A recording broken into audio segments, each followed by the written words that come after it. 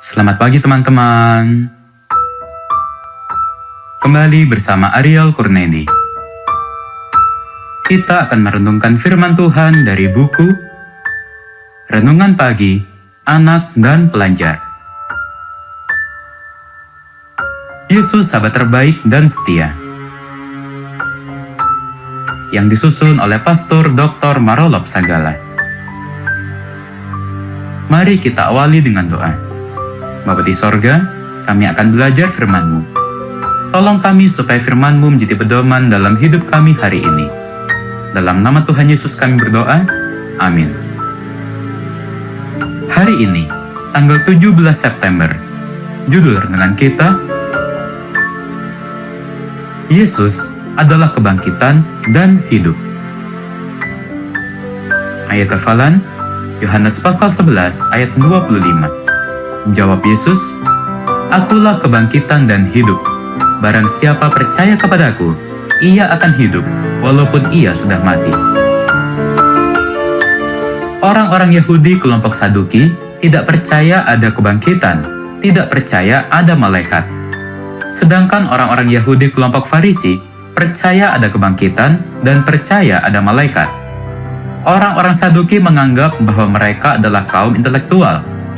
Kaum intelektual adalah orang-orang yang berpendidikan dan pintar. Tetapi ketika orang Saduki mempertanyakan perihal kebangkitan kepada Yesus, Yesus berkata, "Kamu sesat, justru karena kamu tidak mengerti kitab suci maupun kuasa Allah." Sebagaimana yang tertulis di dalam Markus pasal 12 ayat 24. Orang Saduki menganggap dirinya pintar, tetapi ternyata mereka bodoh di hadapan Tuhan.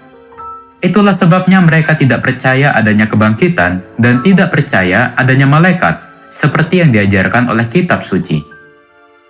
Kitab suci juga mencatat kisah pernyataan Yesus bahwa Yesus adalah kebangkitan. Dia berkata, "Akulah kebangkitan dan hidup.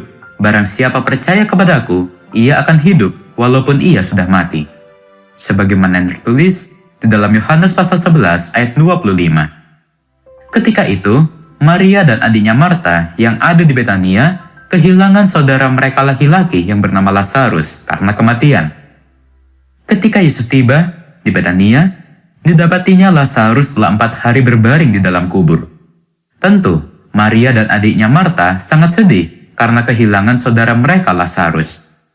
Ketika Lazarus masih hidup dan sakit, kedua perempuan itu mengirim kabar kepada Yesus, "Tuhan, dia yang engkau kasihi sakit."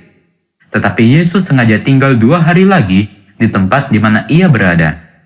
Yesus mau agar lewat kematian Lazarus itu akan menyatakan kemuliaan Allah, sebab oleh itu anak Allah akan dimuliakan.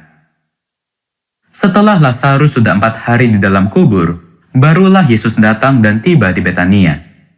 4 hari dalam kubur itu memastikan bahwa Lazarus sungguh sudah mati. Tetapi Yesus akan menunjukkan kuasa Allah untuk membangkitkan orang yang sudah mati. Yesus telah mengatakan kepada orang-orang Saduki bahwa ada orang yang sudah mati yang dianggap layak untuk mendapat bagian dalam dunia yang lain itu dan dalam kebangkitan. Sebagaimana yang tertulis di dalam Lukas pasal 20 ayat 35 bagian A. Maka mereka itu akan dibangkitkan dan tidak dapat mati lagi. Mereka sama seperti malaikat-malaikat dan mereka adalah anak-anak Allah. Sebagaimana yang tertulis di dalam Lukas pasal 20 ayat 36. Lalu Yesus pergi ke kubur bersama-sama dengan Maria dan Marta.